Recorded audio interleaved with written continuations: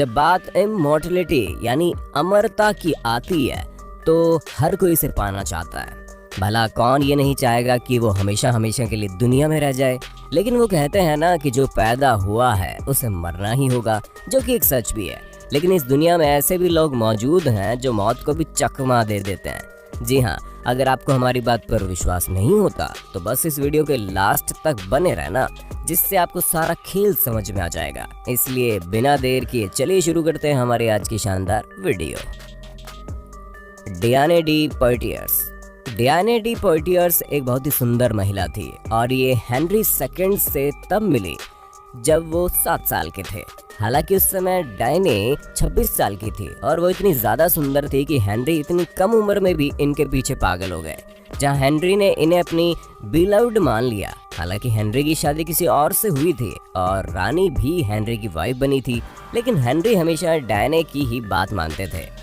यानी कि अगर साफ शब्दों में कहा जाए तो सब कुछ डायने के हिसाब से ही होता था और हर कोई इन्हीं की बात मानता था। ये एक पहली ऐसी महिला थी जो रानी न होते हुए भी अपनी मर्जी के बिना एक पत्ता भी नहीं हिलने देती थी।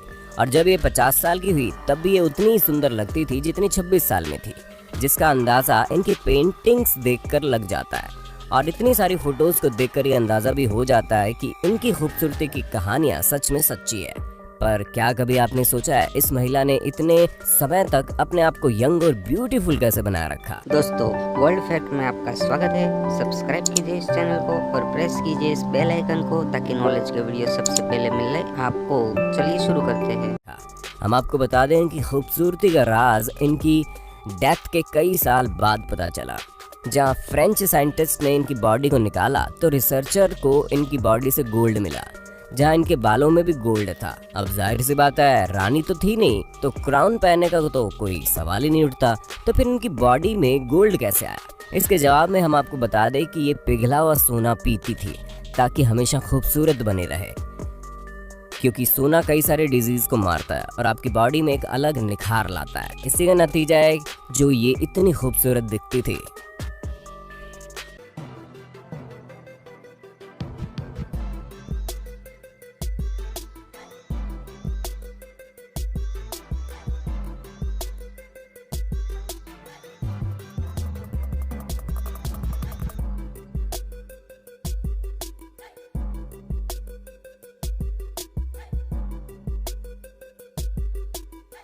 अलेक्जेंडर डॉगडेनोव।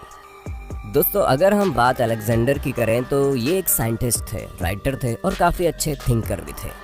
उसके अलावा इनके पास कई सारे टैलेंट थे। इन्हें अपनी मेडिकल डिग्री 19th सेंचुरी के एंड में मिली थी और 1926 से लेकर 1928 तक इन्होंने institute of haematology and blood transfusion में हेड का काम किया।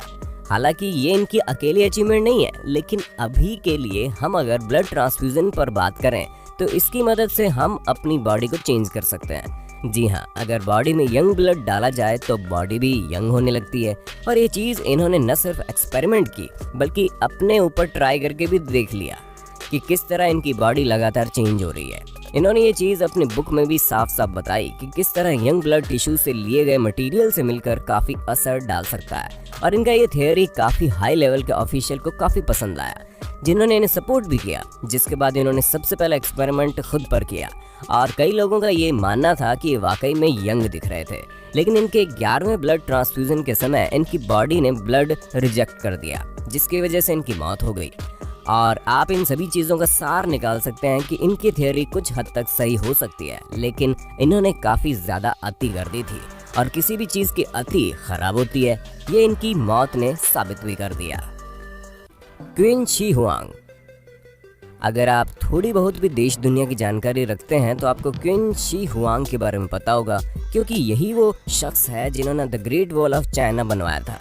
ये चाइना के बहुत ही शानदार एम्परर थे जो हर तरह से तरक्की भी सोचते थे और इसी वजह से इनके कई सारे दुश्मन भी थे, जिन्होंने कई बार इन पर हमला करने की कोशिश की।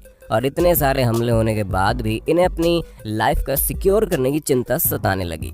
जहां ये ज़ीफो आइलैंड 3 बार गए, क्योंकि उन्हें ऐसा लगता है कि उस जगह पर एक ऐसा माउंटेन है जिससे अमर हो जाएंगे।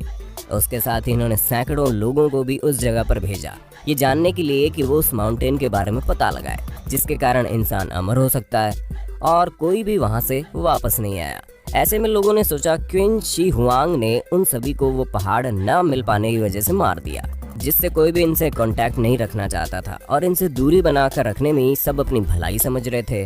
दोस्तों, इन्होंने अपनी सभी पुरानी किताबों को जला दिया क्योंकि इन्हें ऐसा लगता था कि किसी में भी ऐसा कुछ नहीं लिखा जिससे वो अमर हो जाए, और कई सारे पुराने ऋषि मुनियों तक को इन्होंने अमर होने की बूटी बनाने को कहा।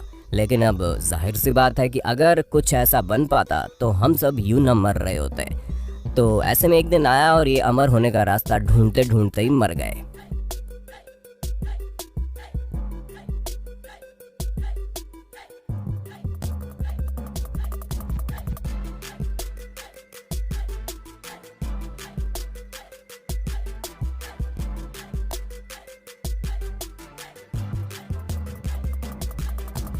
दोस्तों, उम्मीद है आपको अपने होस्ट और दोस्त सैम की वीडियो में काफ़ी मज़ा आ रहा होगा। अगर हाँ तो भैया साथ ही इस वीडियो को लाइक कर दीजिए ताकि हम फ्यूचर में ऐसी वीडियोस लाते रहें।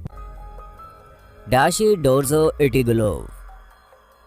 डाशी डोरजो इटिगलोव 1852 में जन्मे थे और इन्होंने 6 साल की उम्र से ही धार्मिक शिक्षा लेनी शुरू कर दी थी, जहां 1911 में इन्हें ईस्टर्न साइबेरिया का 12वां बुद्धिस्ट लामा चुन लिया गया था और 1927 तक इन्होंने उस पोजीशन पर काम किया। जिसके बाद एक बहुत ही शानदार चीज हुई, जहां पर इन्होंने अपने सभी शिष्यों को बुलाया और उनसे ये कहा कि वो उनके पास 75 साल बाद आएंगे।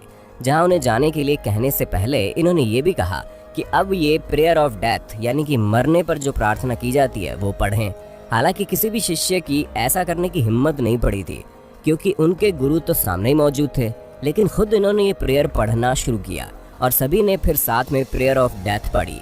जिसके बाद जब 75 साल बाद इनके शिष्यों ने इन्हें उस जगह से निकाला तो ये पाया जिस लोटस पोजीशन में बैठकर मेडिटेशन कर रहे थे उसी लोटस पोजीशन में इनकी बॉडी पूरी तरह से मम्मी बन गई।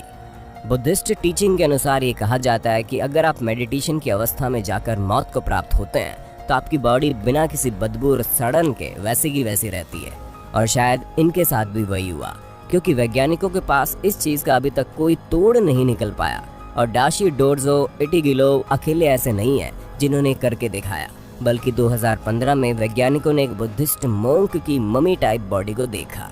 वैसे तो बुद्धिस्ट रिलीजियस के लोग ये कहते हैं कि एक लिविंग मंक है जो लोटस पोजीशन में बैठकर अभी भी मेडिटेशन कर रहे हैं। हालांकि इस मंक की आइडेंटिटी अभी तक पता नहीं चली, पर कुछ लोगों का कहना है कि डाशी डोरजो इटिगलोव के टीचर है जिन्होंने अपने स्टूडेंट को मेडिटेशन करते हुए लाइफ टाइम तक अपनी बॉडी को जीवित रखने का राज बताया था।